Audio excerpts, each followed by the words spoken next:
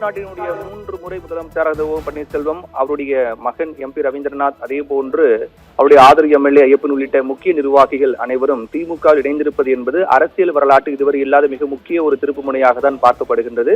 அதே போன்று முன்னாள் முதலமைச்சர் ஓ பன்னீர்செல்வம் திமுக இணைந்ததற்கான அந்த படிவத்தில் கையெழுத்திட்டு அதை ஒப்படைத்திருக்கிறார் திமுகவில். இனி இதுவரையிலும் அதிமுகவின் கொடிகளை பயன்படுத்தி வந்த, அதிமுகவுடைய கரை வேட்டி துண்டுகளை பயன்படுத்தி வந்த ஓ பன்னீர்செல்வம் இந்த நொடி முதல் திமுகவுடைய கொடி, திமுகவின் கரை வேட்டிகளை அணியிருக்கின்றார். அதே போன்று தொடர்ந்து திமுகவுடைய சாதனைகள், திமுகவின் பெருமைகளை அவர் பேச இருக்கிறார்.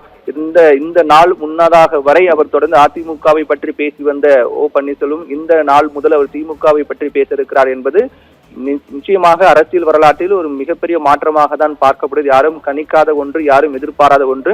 ஆனால் இது எழக்கூடிய கேள்வி என்னவென்றால், இது சட்டமன்ற தேர்தலில் என்ன தாக்கத்தை ஏற்படுத்தும், திமுகவுக்கு இது எந்த அளவுக்கு ஒரு ஆதரவு அலையாக மாறும், திமுக எந்த அளவுக்கு ஒரு சாதகமான சூழல் ஏற்படுத்தும் உள்ளிட்ட பல முக்கிய கேள்விகள் எழுகின்றது.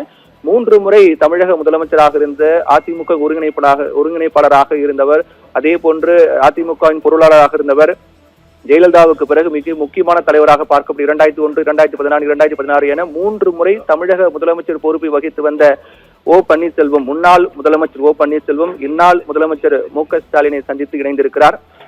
இது தேர்தலில் என்ன தாக்கத்தை ஏற்படுத்தும், திமுக இணைப்பு என்பது ஓபிஎஸ் ஆதரவாளர்கள் மத்தியில் என்ன தாக்கத்தை ஏற்படுத்தும் பல முக்கிய தகவல்களை மூத்த பத்திரிகையாளர் ஐயநாதன் வழங்க கேட்கலாம். சார் வணக்கம்.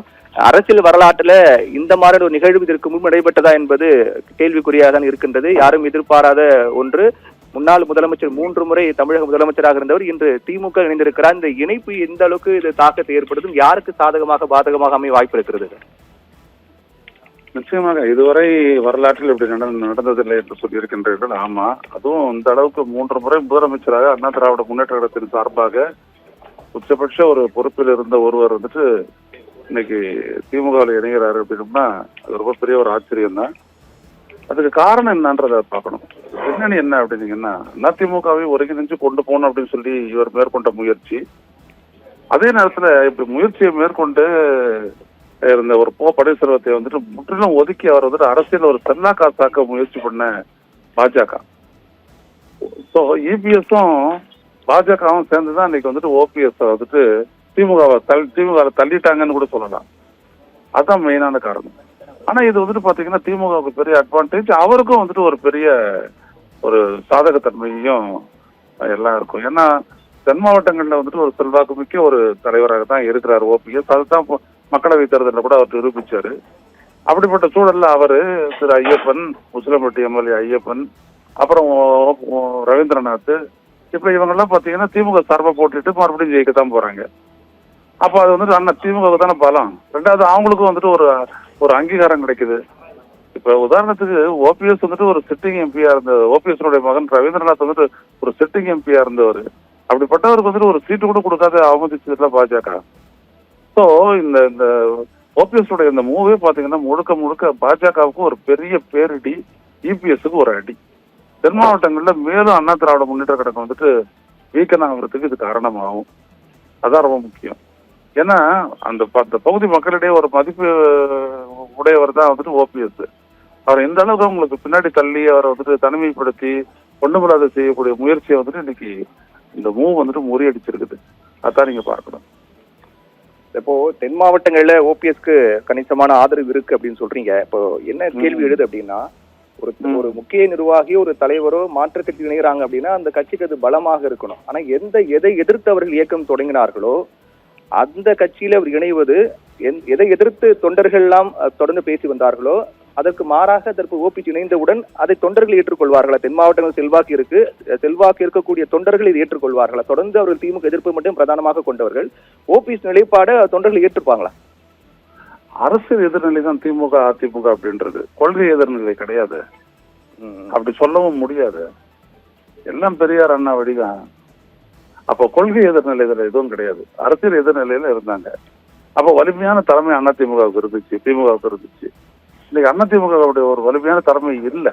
எவ்வளவு பேரு ஜெயலலிதா இறந்ததுக்கு பிறகு அப்படியே வந்துட்டு பாஜகவால ஒரு சிதறடிக்கப்பட்ட ஒரு கட்சி தான் அந்த கட்சி. அப்படிப்பட்ட ஒரு சூழல்ல ஒண்ணுமே இல்லாத போகும்போது ஒரு கட்சியினுடைய, அதுவும் ஒரு முக்கியமான ஓபிஎஸ்ஐ போன்ற ஒருத்தர் என்ன பண்ணுவாரு? வேற வழி இல்லையா அவருக்கு? அவருடைய ஆதரவாளர்கள், அவருடைய பகுதியில் இருக்கக்கூடிய மக்கள், அவர்களுக்கெல்லாம் வேடல்ல உள்ளாட்சி வரைக்கும் இது வந்து பிரதிநிதித்துவத்தை வந்து பெற்று தரணும் அவங்களுக்கு. அது எப்படி அவங்க விட்டு தருவாங்க? அரசியல்ல யாரையும் வந்துட்டு ஒழிச்சு கட்டணும் அப்படின்னு நினைச்சீங்கன்னா அது இந்த மாதிரியான ஒரு இடத்துலதான் போய் முடியும். அதனாலதான் எம்ஜிஆர், ஜெயலலிதா போன்றவர் என்ன பண்ணாங்க, அதிமுக விட்டு போயிட்டு வெளியில இருந்தவங்களையும் கூட மறுபடியும் அதிமுக அரவணைச்சுக்கிட்டாங்க. இடைஞ்செழியன்ல ஆரம்பிச்சு எஸ்.பி. சோமசுந்தரம் ஐயா வரைக்கும் நீங்க பாத்தீங்கன்னா அது நிகழ்ந்ததுக்கு காரணம் வந்துட்டு அவங்கள அப்படி அவமதிச்சு அவங்களை தனிமைப்படுத்தக்கூடாது அப்படின்றது தான். ஆனா இவர் தனிமைப்படுத்துறதோட இல்லாம துரோகின்னு சொல்லி பட்டம் கட்டி அவமானப்படுத்துறாரு யூபிஎஸ்.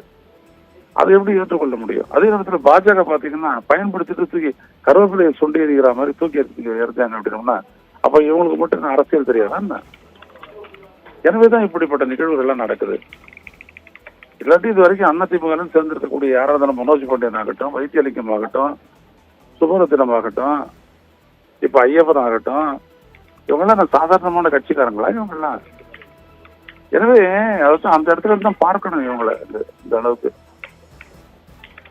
இது அதிமுக தொடர்ந்து குற்றம் சாட்டி வராங்க சார். ஓபிஎஸ் பொறுத்தவரையும் அவர் ஸ்லீப்பர் செல்லா இருக்காரு, திமுகவுக்கு ஆதரவாக செயல்படுறாரு, அவர் துரோகி அப்படின்லாம் தொடர்ந்து குற்றம் சாட்டி வராங்க. தேர்தல் களத்துல பிரச்சாரத்துல அதிமுக வலு சேர்க்காதா? தொண்டர்கள் மத்தியில ஓபிஎஸ் எதிர்ப்பு நிலையை கொண்டு போறதுக்கு அதிமுக ஒரு வலு சேர்க்கக்கூடிய நிகழ்வாக இது மாறாதா?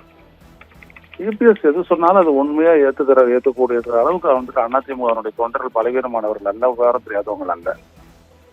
எப்படி அவன் துரோகி ஆவாரு? தன்னை எடுத்து முதலமைச்சரை உட்கார வச்சு கட்சியை கட்டுப்பாட்டை கொடுத்துட்டு போன சசிகலா வந்துட்டு தூக்குறாங்க கட்சியை விட்டு. எதுக்கு தூக்குறாங்க? ஏன் தூக்குறாங்க? அதிமுக தொண்டர்களுடைய இந்த கேள்விக்கு வந்துட்டு பதில் இருக்கா யூபிஎஸ் கிட்ட